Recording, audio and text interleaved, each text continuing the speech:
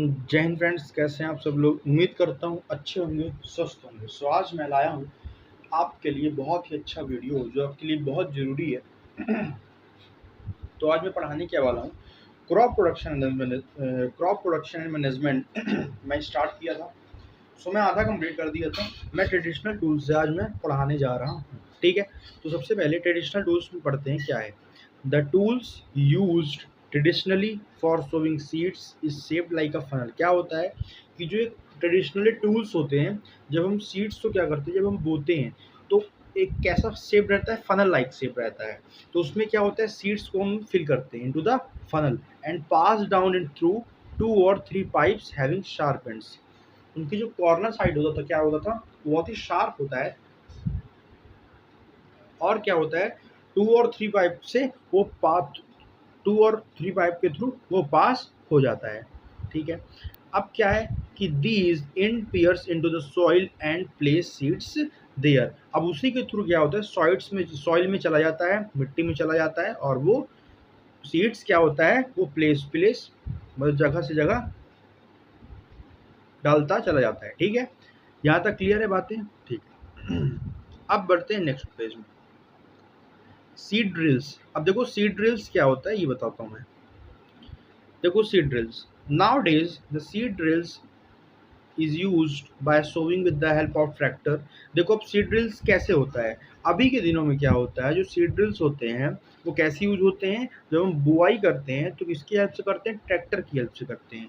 This shows the seeds uniformly at equal distance and depth. It ensures that seeds get covered by the soil after sowing, and this protects seed for being eaten by birds. अब क्या होता है कि देखो tractor के through कैसे करते हैं। ट्रैक्टर में क्या होता है, पीछे एक टैंक टाइप से बना रहता है, हम उसी में सीड्स डालते हैं, और वो जो उसका कॉर्नर पार्ट होता है उसी के थ्रू वो सीड्स हर जगह जाता है, समझ गए। And sowing by used seed drills save time and labour. और यही इसी तरह की जो मेथड है सीड ड्रिल्स, ये क्या करता है, ये समय बचाता है और आदमी बचाता है, मतलब लेबर भी बचाता है, ठीक है। एंड ऑब्वियस सी बात है कि मनी बचाता है, जब लेबर नहीं रहेंगे तो मनी क्या आएगा, ठीक है। लेकिन हाँ, ट्रैक्टर से क्या होता है, थोड़ी सी पैसे ज़्यादा लगता है, लेकिन एज कम्पेयर टू लेबर इतना नहीं लगता है, ठीक है। तो there is a necessary near my school, there is nursery near my school. मेरे स्कूल के पास क्या है, नर्सरी है। I found that little plant were kept in small bag. अब छोटे छोटे बैग में क्या होता है, बहुत ही छोटे छोटे प्लांट्स हैं, ठीक है। And why are they kept like this. अब ये क्वेश्चन पूछ रहा है कि हम उसे बैग में, जैसे आप देखेंगे नर्सरी में, आप जाएंगे नर्सरी में तो आपको देखेगा ब्लैक ब्लैक पन्नी में ब्लैक ब्लैक बैग में रहते हैं, तो पॉलीथीन भी कह सकते हो उसको। तो ये बोलता है कि why are they kept like this, हम इसे ऐसे क्यों रखते हैं, ठीक है, ये क्वेश्चन है। अब देखो क्या है, seeds of a few plants such as paddy are first grown in nursery. क्या होता है, जो पैडी होता है, जो राइस होता है, वो पहली बार कहाँ होता है ग्रोन, नर्सरी में होता है, ठीक है। When they grow into seedlings, जब ये क्या होता है, सीडलिंग में कन्वर्ट हो जाता है, तो they are transplanted to field manually. अब वो जब सीडलिंग में कन्वर्ट हो जाता है तो हम उसे, जो फील्ड होती है, जो खेत होता है, हम वहाँ ट्रांसप्लांट कर देते हैं। अब देखो आप गाँव में जाएंगे आप, तो आप देखेंगे खेत में क्या होता है ना, लेबर क्या करते हैं कि एक दो तरह का राइस को बोया जाता है। एक तो गांव में कहते हैं रोपा एंड एक कहते हैं लेव। जो रोपा होता है ना वही ट्रांसप्लांट होता है, जैसे गोड़ते टाइप से है ना, गाड़ते टाइप से है। तो जब सीडलिंग हो जाता है तो ही गाड़ते हैं, तो उसे कहते हैं रोपा। एंड फिर लेव भी होता है, लेव को सिर्फ छिटक जाता, सीड्स जो होती है ना उसको छिटका जाता है और फिर हो जाता है। लेकिन जो रोपा होता है उसको ट्रांसप्लांट किया जाता है, ठीक है। And some forest plant and flowering plant are also grown in nursery. अब कुछ जो फॉरेस्ट प्लांट होते हैं और जो फ्लावरिंग होती है प्लांट्स में, वो नर्सरी में ही होते हैं, ठीक है, ग्रो होते हैं। Appropriate distance between the seeds in nursery to avoid overcrowding of plant. This allow plant to get। अब देखो ये क्या होता है, नर्सरी में ऐसा क्या होता है, सॉरी नेसेसरी लिखा है, sorry. Appropriate distance between the seeds in nursery to avoid overcrowding of plant. This allow plant to get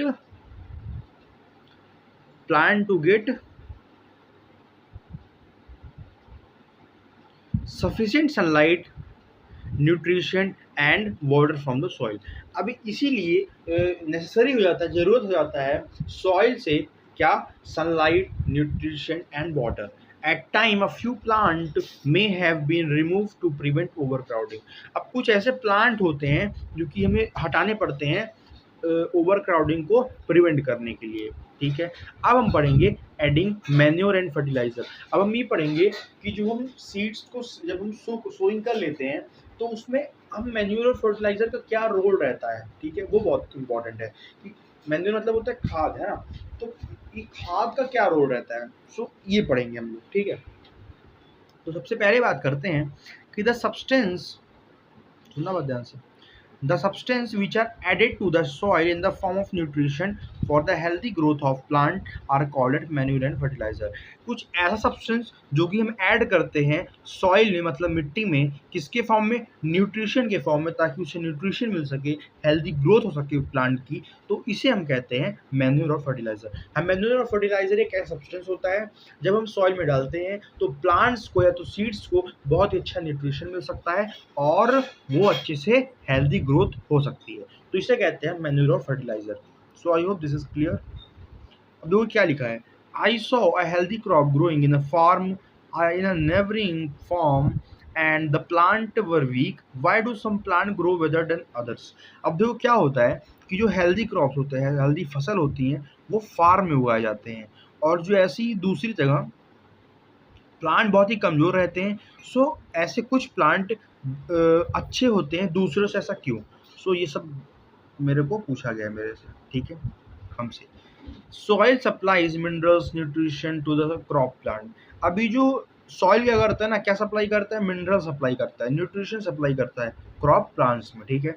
these nutrition are essential for growth of plant. ये जो न्यूट्रिशन होते हैं बहुत ही ज़रूरत हो जाते हैं, ज़रूरत हो जाती हैं प्लांट के ग्रोथ के लिए, ठीक है। In a certain area farmer grow crop after a crop in the same field.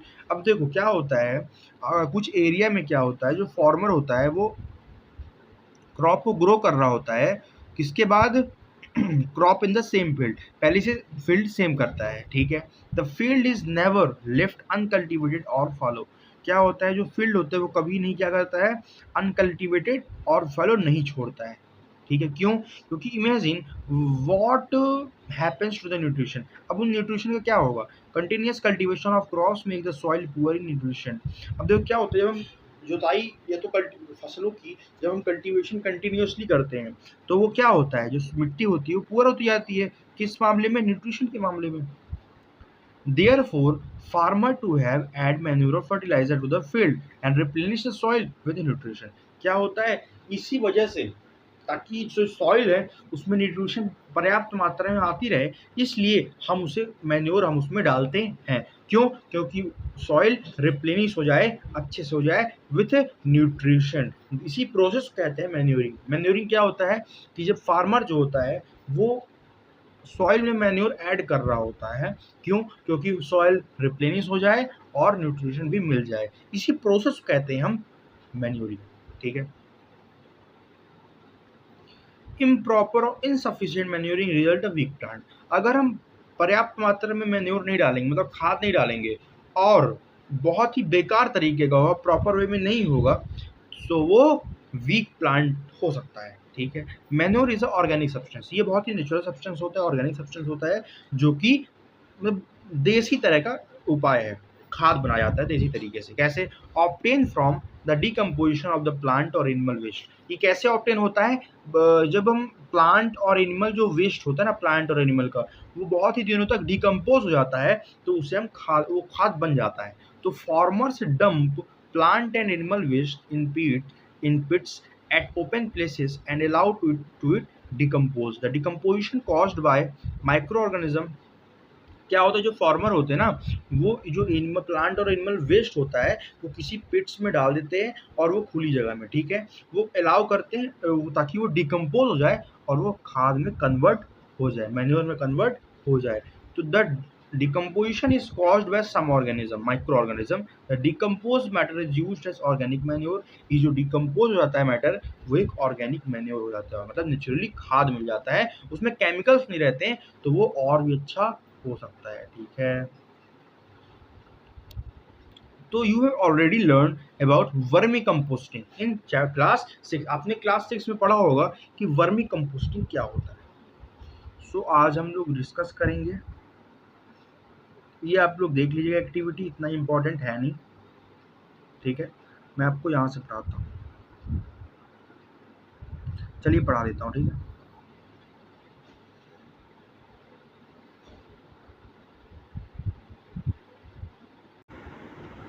हम लोग पढ़ते हैं एक्टिविटी 1.2। सो हम लोग पढ़ते हैं एक्टिविटी 1.2, जो आपके लिए काफ़ी ज़रूरी है और इसको समझना भी काफ़ी ज़रूरी है, ठीक है। अब हम पढ़ते हैं टेक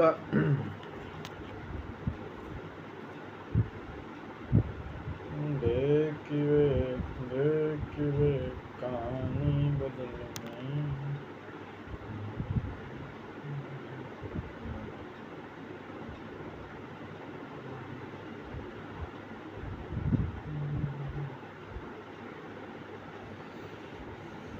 सो हम लोग पढ़ते हैं take a moong dal, sorry, take a moong और gram seeds, germinate them and select 3 equal seed sized seedling। क्या है, हमें क्या लेना है, मूंग या ग्राम सीड लेना है एंड उसे जर्मिनेट कर लेना है, ठीक है। And select 3 equal sized seedling, और हमें सीडलिंग किस तरह सेलेक्ट कर लेनी है, 3 इक्वल प्रकार की सीडलिंग सेलेक्ट कर लेनी है। एंड टेक 3 एम्प्टी ग्लासेस और similar vessels, make them ABCD, और हम 3 ग्लासेस में ले लेंगे और उसके जो वेसल्स होगा वो सिमिलर होगा और हम मार्क कर देंगे ABCD। तो to glass A to add little amount of soil mixed with a little cow और ड्यूरिंग मैन्योर। अच्छा, हम ग्लास A में क्या करेंगे, थोड़ी सी हम मैन्योर डालेंगे, थोड़ी सी हम सॉइल का अमाउंट डालेंगे, मिट्टी डालेंगे, और हम जो काऊ डंग रहेगा, जो गोबर रहता है, जो खाद बन जाता है, हम थोड़ी वो डालेंगे। एंड ग्लास B में क्या करेंगे, put the same amount of soil mixed with little urea. अब हम क्या करेंगे, ग्लास B में क्या करेंगे, हम पुट करेंगे सॉइल के अमाउंट को और हम उसमें किस में मिक्स करेंगे, यूरिया मिक्स करेंगे। यूरिया इज़ अ पार्ट, ये केमिकल ही रहता है, खाद ये भी रहता है लेकिन केमिकल ही रहता है, ठीक है। खाद ये भी रहता है बट ये केमिकल ही रहता है, ठीक है। And take the same amount of soil in glass C and without adding anything. हम ग्लास C में बस सॉइल लेंगे एंड उसमें कुछ ऐड नहीं करेंगे, ठीक है। अब क्या करेंगे, glass C without anything. अब now pour the same amount of water in each glasses. अब हम क्या करेंगे, पोर करेंगे हम हर वाटर को हर अमाउंट ऑफ वाटर में, ठीक है, ईच ग्लासेस में। And plant the seedling in them, और हम सब में सीडलिंग क्या करेंगे, उन्हें प्लांट करेंगे। Keep them in a safe place and water them daily. हम वहाँ रखेंगे जहाँ उसे सुरक्षित जगह मिल सके एंड उसे पानी मिल सके। After 7 to 10 days observe the growth. हम 7 से 10 दिनों बाद हम उसकी ग्रोथ देखेंगे। सो कैसा हो जाएगा, प्रिपरेशन ऑफ दिस एक्सपेरिमेंट, इसकी एक्सपेरिमेंट हो रही है, अब देखो क्या होता है। तो did plant in all the glasses grow at the same pace. अब वो उसी रफ्तार में ग्रो होगा, तीनों सभी उसी रफ्तार में ना ग्रो होगा क्योंकि सेम ही टाइम में लगाया गया है। विच ग्लासेस शोड, और कौन सी ग्लासेस में दिखाई दे रहा है, आइए देखते हैं। Better growth of plant in which glass was the growth fastest. कौन सी ग्लास में सबसे ज़्यादा ग्रोथ फास्ट हो रही है। फर्टिलाइजर और chemical which are rich in particular nutrition. अब फर्टिलाइजर एक केमिकल खाद ही होता है लेकिन ये पर्टिकुलर न्यूट्रिशन ही दे पाता है, ठीक है। How are they different from manure, ये कैसे मैन्यूर से डिफरेंट होता है। तो fertiliser are produce in factories, some example of fertiliser. देखो फर्टिलाइजर क्या होता है, ये फैक्ट्रीज बनाया जाता है, मतलब मैनमेड होता है ये, ठीक है, नेचुरली नहीं होता है। तो उसका एग्जाम्पल देखिए, urea is example, and ammonium sulphate and superphosphate and potash and PK nitrogen phosphorus potassium, ये सब क्या है, ये फर्टिलाइजर के एग्जाम्पल, ये सब, ठीक है, फर्टिलाइजर क्या है, एग्जाम्पल है। The use of fertiliser has help farmer to get better yields of crop such as wheat, paddy and maize. अब ये फर्टिलाइजर का यूज़ क्या होता है, ये हेल्प करता है फार्मर को एक बेटर, बहुत ही अच्छी फसल होने के लिए, सच एज वीट, गेहूं के लिए, चावल के लिए और मेज़ के लिए, ठीक है। But excessive use of fertiliser has made soil less fertile. But अगर हम फर्टिलाइजर को बहुत ज़्यादा डाल देते हैं, लेकिन जब फर्टिलाइजर को बहुत ज़्यादा डाल देते हैं तो क्या होता है, तो ये बहुत ही सॉइल क्या होती है, बहुत ही कम फर्टिलिटी हो जाती है, कम फर्टाइल हो जाती है, उसमें नमी जो होती है ना वो कम रह जाती है, क्योंकि केमिकल्स है ना ये, बहुत ही मात्रा में डालना पड़ता है। Fertiliser have also become a source of water pollution. Fertiliser एक बहुत बड़ा कारण बनता है किसका, वाटर सोल्यूशन पॉल्यूशन के सोर्स का, सॉरी वाटर पॉल्यूशन के सोर्स का। Therefore in order to maintain the fertility of the soil, इसीलिए इसी वजह से हम जो फर्टिलिटी ऑफ द सॉइल का जो ऑर्डर है वो मेंटेन करना चाहिए। We have to substitute fertilizer with organic manure or leave the field uncultivated fallow in between two crops। क्या होता है, हमें फर्टिलाइजर को क्या करना चाहिए, सबसे पहले हमें ऑर्गेनिक मैन्योर डालना चाहिए, हमें फील्ड को पहले हटाना चाहिए जो अनकल्टिवेटेड फैलो है, ठीक है, इन बिटवीन टू क्रॉप्स, ठीक है। अब the use of manure improves soil texture and will it power water retaining capacity and it replenishes the soil with nutrition। अगर हम मैन्योर का यूज़ करते हैं तो क्या करता है, इम्प्रूव करता है, क्या करता है, इम्प्रूव सॉइल के टेक्सचर को इम्प्रूव करता है और वाटर को रिटेनिंग कैपेसिटी को बढ़ाता है, अच्छा करता है और सॉइल को रिप्लेनिश भी करता है और न्यूट्रिशन भी देता है। तो सभी प्रकार से मैन्योर अच्छा होता है, क्योंकि ऑर्गेनिक होता है तो इतना साइड इफेक्ट नहीं होते, ठीक है। Another method of replenishing of soil with nutrition is through crop rotation. Crop rotation से भी सॉइल रिप्लेनिश हो जाता है और न्यूट्रिशन के साथ भी। This can be done by growing different crop alternately. हम अल्टरनेटली एक के बाद एक हम डिफरेंट क्रॉप को ग्रो कर सकते हैं, ठीक है, इस तरह से। Earlier farmer is northern India use to grow legumes as fodder in one season as wheat in the next season. This helped to the replenishment of the soil with nitrogen. Farmers are being encouraged to adopt this practice. In the previous classes you have to learn rhizobium. And what is a rhizobium? Rhizobium एक bacteria होता है, बहुत ध्यान सुनना rhizobium को, 7 में पढ़े होगे, अगर नहीं पढ़े तभी पढ़ो। राइजोबियम एक तरह का बैक्टीरिया होता है, देखो क्या होता है, सॉइल में नाइट्रोजन पाया जाता है, ठीक है। अभी जो नाइट्रोजन पाया जाता है बहुत ही अनयूजुअल फॉर्म में होता है, मतलब बहुत ही बेकार तरीके का होता है, तो इसको अच्छा बनाने में सबसे बड़ा योगदान होता है राइजोबियम का। तो ये राइजोबियम क्या करता है, नाइट्रोजन को अच्छा बनाता है, तो ये मिनरल और नाइट्रोजन साथ में हर प्लांट के पार्ट को मिल जाते हैं, ठीक है। तो they are present in the nodules of the roots, देखो जड़ में होता है ना leguminous plant, they fix atmospheric nitrogen, बिल्कुल सही है। नाइट्रोजन बहुत ही अनयूजुअल फॉर्म में होता है, अनवांटेड फॉर्म में होता है, तो ये अच्छा करता है, ठीक है। राइजोबियम ये पार्ट होता है राइजोबियम का। अब हम कुछ बात करते हैं manure, difference between fertiliser and manure. Fertiliser and manure, बात ध्यान सुनना। Fertilizer is a man-made inorganic salt and manure is a natural substance obtained by the decomposition of the cattle dung, मतलब जो गोबर होता है और प्लांट रेसिड्यूज जो प्लांट बहुत दिन तक सड़ जाते हैं, ठीक है। And fertiliser is prepared in factories and manure can be prepared in field, ठीक है, ये बात ध्यान रखना, ठीक है। Fertiliser does not provide any humus to the soil, manure provide a lot of humus to the soil. And fertilizer are very rich in plant nutrition with like nitrogen, phosphorus and potassium. Manure is relatively less rich in plant and nutrition. अब हम manure का advantage पढ़ लेते हैं, बहुत important है, manure का advantage पढ़ लेते हैं, ठीक है। द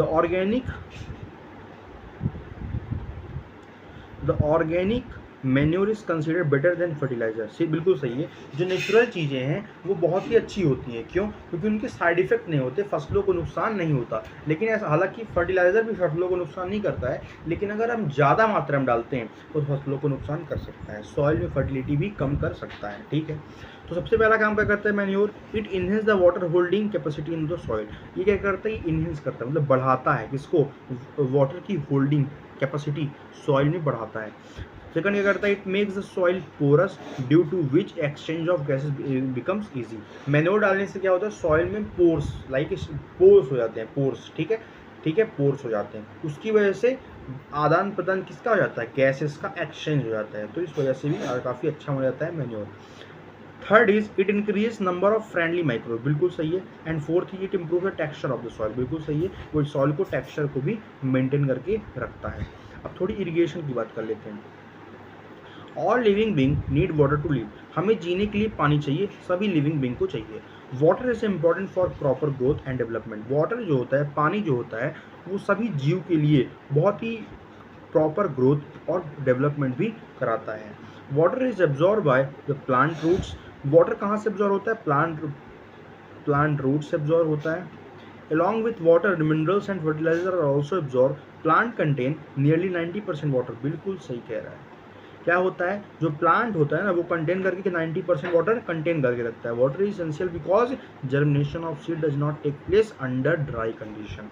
वाटर क्या करता है, बहुत इसेंशियल रोल प्ले करता है, क्योंकि जो सीड्स का जो जर्मिनेशन होता है, वो जो थोड़ी सी बीज आने लगता है, मतलब थोड़ी सी अंकुर टाइप से होने लगता है, तो वो अगर ये कभी ना कर पाए अगर ड्राई कंडीशन हो, तो ये कह रहा है। तो nutrition dissolve in water are transported to each part of the plant, water also, ठीक है। So protect the crops from both frost and hot air current, अगर गर्मी है तो उसको प्रोटेक्ट करना चाहिए, क्रॉप को पानी देते रहना चाहिए, क्यों, क्योंकि वो सूखे ना, ठीक है। जैसे हमें पानी की जरूरत होती है, वैसे हर जीव को पानी की जरूरत होती है।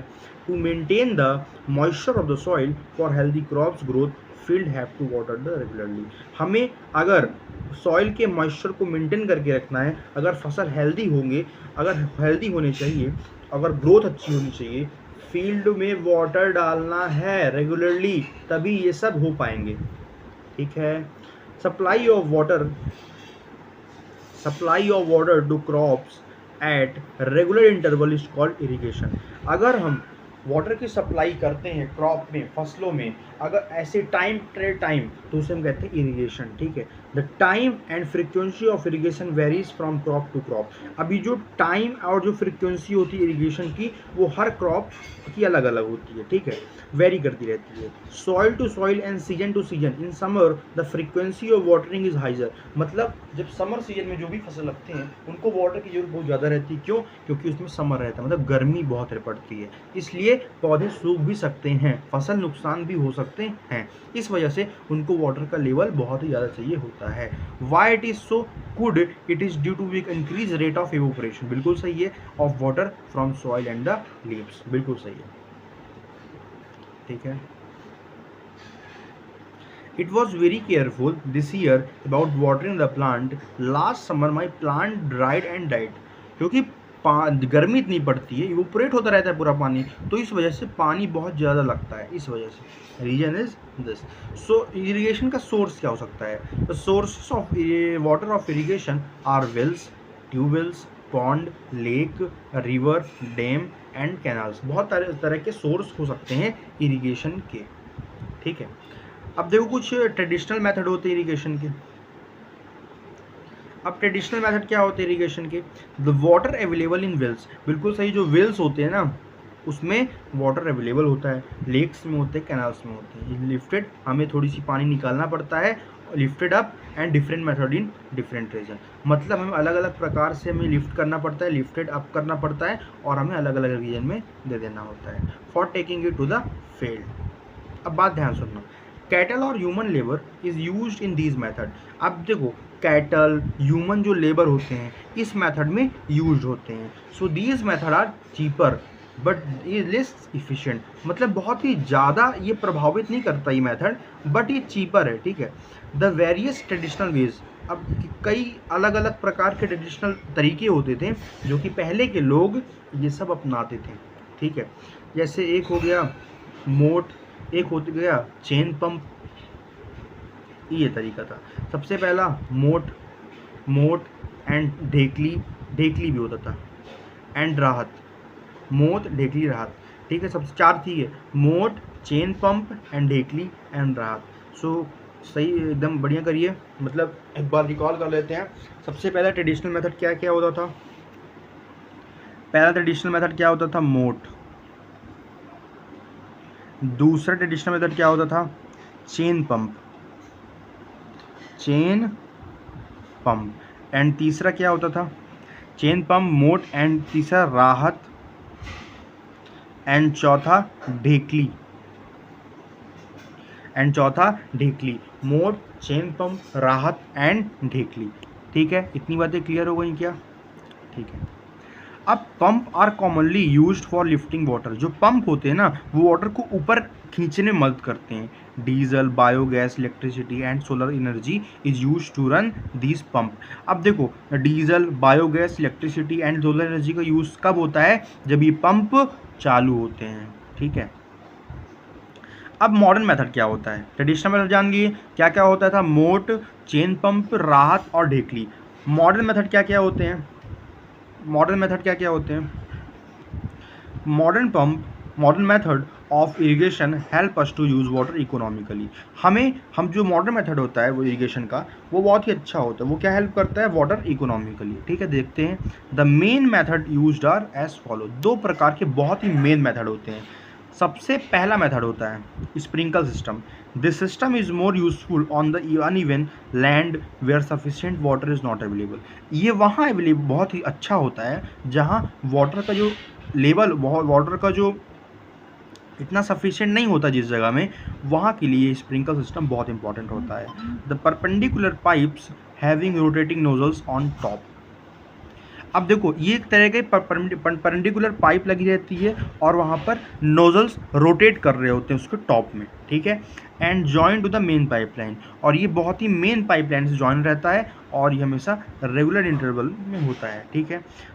when water is allowed to flow through the main pipeline under pressure with the help of pump, it escape from rotating nozzles, it get sprinkled। अब देखो क्या होता है कि जब परपेंडिकुलर पाइप लगी रहती है उसके ऊपर नोजल्स रहता है टॉप में, और मेन पाइपलाइन से प्रेशर के साथ आता है तो एक बौछारें मारता है। ठीक है, तो सारे जगह पर ये सॉरी तो सारे जगह पर ये चला जाता है। ठीक है, सारी जगह पर ये चला जाता है। इसलिए मैं ये कह रहा हूँ कि अगर जिस जगह में पानी की मात्रा बहुत सफिशिएंट नहीं होती है तो वहाँ के लिए बहुत ही ज़रूरी मेथड हो जाता है। ठीक है। On the crop as if it is raining, sprinkle is very useful for lawns, coffee plantation and several other crops. ठीक है। देखो ड्रिप सिस्टम पढ़ाता हूँ। देखो ड्रिप सिस्टम क्या होता है। Drip system, in this system the water fall drop by drop directly near the roots. अब देखो, हर पौधे के जड़ में एक छेद होता है और उसी से drop by drop directly root में जाता रहता है पानी। तो इसमें पानी की खर्च भी नहीं इतना ज़्यादा होता, वेस्ट नहीं होता पानी। ठीक है, so it is called drip system. इसी को हम ड्रिप सिस्टम कहते हैं। It is the best technique for watering fruit, plant, garden and trees. Water is not wasted at all. Water क्या होता है? नुकसान नहीं होता, वेस्ट नहीं होता है। ठीक है। ठीक है। It is boon in region where availability of water is poor. अब देखो, दोनों ही मेथड, जहाँ पानी की किल्लत होती है, जहाँ पानी की कमी होती है, ये दोनों ही मेथड बहुत ही अच्छे होते हैं उस जगह में। लेकिन हाँ, सभी लोग इसका यूज़ करते हैं जहाँ पानी है। अब वहाँ के लोग क्यों करते हैं? ताकि पानी की बचत कर सके, आने वाले दिनों में पानी काम आ सके, पानी को स्टोर करके रख सके। तो ये सब अलग अलग प्रकार के तरीके होते हैं।